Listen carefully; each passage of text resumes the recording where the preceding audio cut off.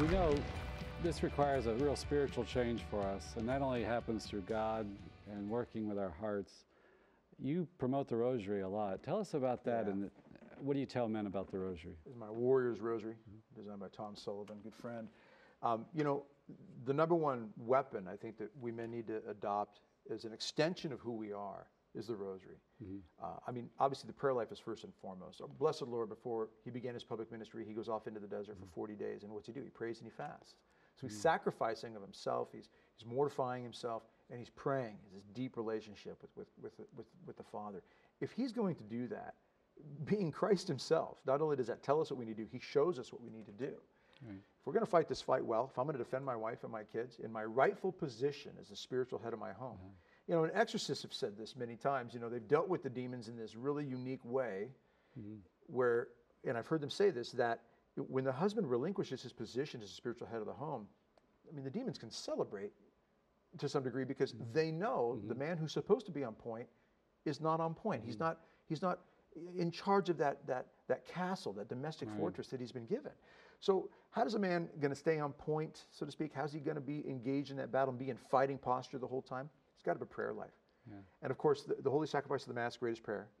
But when we're talking about something like the devotion to the Rosary, this is one of the things I constantly push. You know, men, you've got to take up that Rosary as a sword and recognize it for what it is. St. Padre Pio said that. It's the weapon of our times. The devil despises the power of the Rosary, what our Blessed Mother will do as an intercessor for us. You know, and so the Rosary is a key aspect of my way of trying to fight this spiritual battle. My kids know that I don't go out of the house without a Rosary on me. When I travel, Rosary goes right in the cup holder of my rental car. I bless my hotel rooms with blessed salt and holy water. I mean, I bless my rental cars with blessed salt, put a little bit in the vent, you know, gets better gas mileage that way. You know, but you bring the spiritual weapons into the fight. You bring the sacramentals, you bring prayer. You know, I have a Rosary on my desk, Rosary by my bed, Rosary in my pocket. It's an extension of who I am. And that's how we pass it on to the generations to come. If I'm going to raise up warriors, and I'm not just raising kids, I'm not just raising adults, I'm raising warriors. I want them to be warriors for the kingdom. I want them to understand that first and foremost spiritually. They've got to be spiritual warriors. And do you see men responding sometimes, like the light goes on for them? What do you think convicts them? Like they're at a talk or something. What really reaches them? I think, to answer the question first, the light goes on. And oftentimes I can see in a crowd, the heads start to nod a little bit, the head kind of gets that turn, that look, you know, they're connecting. And it's normally when I'm talking about things that I think for a lot of men, they start to recognize within themselves, that's in me. And I feel like, I've got permission to be a man. Not because I'm saying it, but because I'm talking about something that God has ordained and arranged. Therefore, these guys are connecting with that. I've had many guys come up after talks to talk with me. Everything from, you know, what do you think about self-defense? The church is teaching on that, which we talk about that a lot too. Legitimate self-defense to protect your family. It's a duty. Do you think it's okay that I tell my family that they need to be praying the Rosary? Should I be leading? Lead the Rosary in the home. They do connect. The light comes on. I think it's almost a sense of this is not a topic that a lot of guys have heard in recent years. You know, and we've talked a lot about it in past episodes, the old Life on the Rock and all, but it's not common for a lot of people to hear, a lot of men to hear this. I know. I just wanted to say tonight too, men and women are different. You know, if you just look at the brain structure alone, there's all this differences in the way the hemisphere communicates, communication within the brain, and different gray matter, white matter amounts. And so there's all these measurable scientific differences. So we're made to be complementary, that we all, male, female, has its own gifts. We're made to serve, to give ourselves to the other. And I feel like men are kind of getting lost right now because they're so kind of marginalized. It's called toxic masculinity now, right? Well, and on that point, you're right on with that, Father.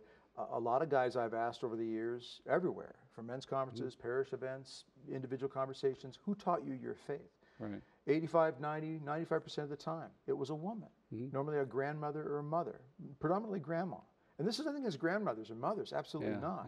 But there's something about the feminine side, as you said, the brain on a natural level, combined with the teaching of the faith, when you relate that to a man, there's a connection that isn't made that needs to be made, which is, you know, Proverbs 27:17, iron sharpens iron as one man sharpens another.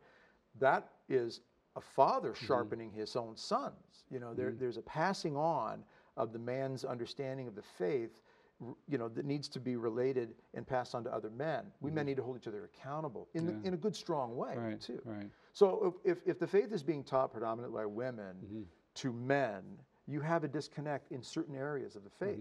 And so guys have said to me over the years, sometimes I think, Doug, if I'm going to grow in holiness, that means I'm going to get softer. And they don't necessarily want to get soft, although you would think a lot of them do, the way a lot of them behave, unfortunately. But a lot of the younger men these days. But what it boils down to is men aren't comfortable with that because they're not built for soft. Right. They're built to be fighters, right. Spiritually first and physically if they need to be. And even if that fighter physically is simply, I got to roll up my sleeves and go work a 15-hour day. I got to fight for my family by getting into my job. I've got to not be afraid of hard work. I've got to not be afraid of a difficult task.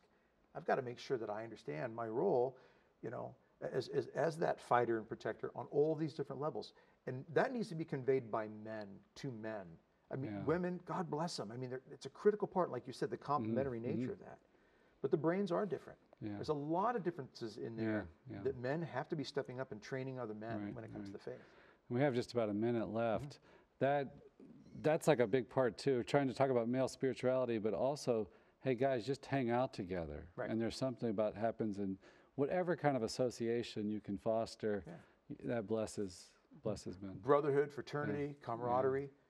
Rock House compadres. I mean, really, it's all absolutely true. Men need to not just hang out and talk about sports and cars and hunting. Men need to talk about faith, but also in conjunction with being the fighter, protector, defender. And that's what the Battle Ready TV show has been. That's what we're trying to do with that show. We're trying to encourage that on all those levels. 30 seconds. What do you tell men about pornography? You know what? It changes the chemical makeup of your brain. All right, you got to fight it. Number one, you got to fight on a natural level, and you fight it every day of your life. You're not always going to beat this and then be done with it. You got to fight it on a natural level. You got to be accountable to people around you to help you on that level. But you got to be a spiritual man as well. You got to turn to prayer and sacraments on a regular basis, and you've got to do this like a warrior. You have to realize that the devil's been using pornography to open the door of people's hearts and create diabolical problems in people's lives and destroy families and much of our society on many levels. And we men have to fight it individually from every foxhole, every day, on a natural and supernatural level. Doug, it's been so great to see you. And you're thriving on Battle Ready. All your gifts are being engaged. I love to see that. Thank God. I appreciate that.